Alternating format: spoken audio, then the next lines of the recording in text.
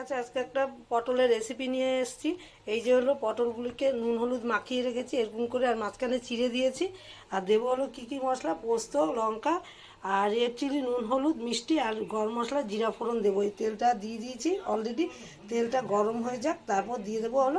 আমার লাল লাল করে ভাজা হয়ে গেছে। এবার মাঝখানে ফাঁকা করে এই যে জিরা, তেজপাতা, শুকনো লঙ্কা আর গরম মশলা দিয়ে দিলাম। তারপর আমি এগুলি তুলবো না, তার মধ্যেই মশলা দিয়ে দিয়ে যে বেটে নিয়েছি যে পোস্ত আর লঙ্কা, তার মধ্যে নারকেল দিয়ে দিয়েছি আর এই মশলাটা দিয়ে দেবো, দেখাচ্ছি।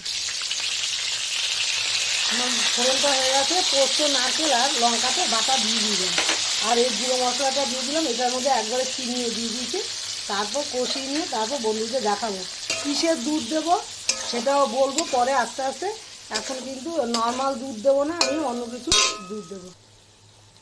দিয়ে দেবো দুধের সর, এই যে দিয়ে দেবো হলো নারকেলের দুধ, এই যে নারকেলের দুধ।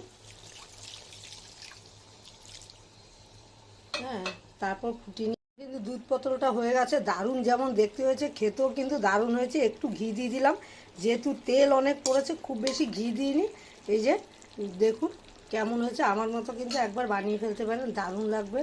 ভালো লাগলে লাইক, শেয়ার, কমেন্ট করে সাবস্ক্রাইব করতে ভুলবেন না। সবাই ভালো থাকেন, সুস্থ থাকেন, আমিও ভালো থাকলে ডেলি কিছু না কিছু রান্না আমি দিয়ে দেবো।